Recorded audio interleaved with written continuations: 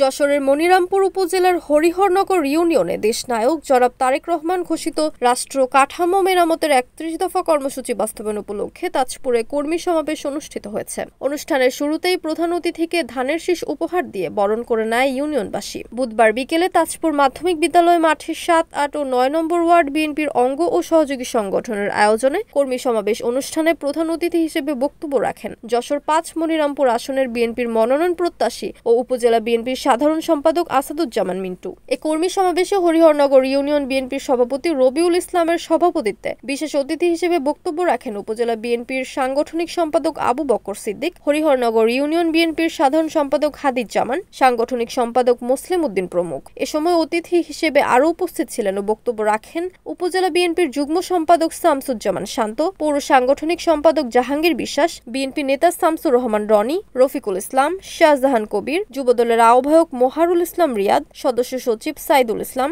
স্বেচ্ছাসেবক দল আহ্বায়ক বিল্লাল গাজী, স্বেচ্ছাসেবক দলের সদস্য সচিব মাস্টার হুমায়ুন কবির, ছাত্রদল সদস্য সচিব জুয়েল রানা, যুবদলের যুগ্ম আহ্বায়ক জুলফিকার আলী, কলেজ ছাত্রদলের সাধারণ সম্পাদক মোহাম্মদ জাকারিয়া, ছাত্রদল নেতা ইকরামুল হোসেন সহ ছাত্রদল, যুবদল, বিএনপির অঙ্গ ও সহযোগী সংগঠনের নেতৃবৃন্দ। এ সময় যশোর ৫ মনিরামপুর আসনের বিএনপির মনোনয়ন প্রত্যাশী আসাদুজ্জামান মিন্টু বলেন, আমার লক্ষ্য একটাই, তারেক রহমানের নেতৃত্বে দেশের গণতন্ত্র ও উন্নয়ন পুনরুদ্ধারে মনিরামপুর উপজেলার জনগণকে এক কণ্ঠে ঐক্যবদ্ধ করা। বিএনপি জনগণের দল, জনগণের অধিকার রক্ষায় আমরা রাজপথে ও মাঠে আছি, থাকব।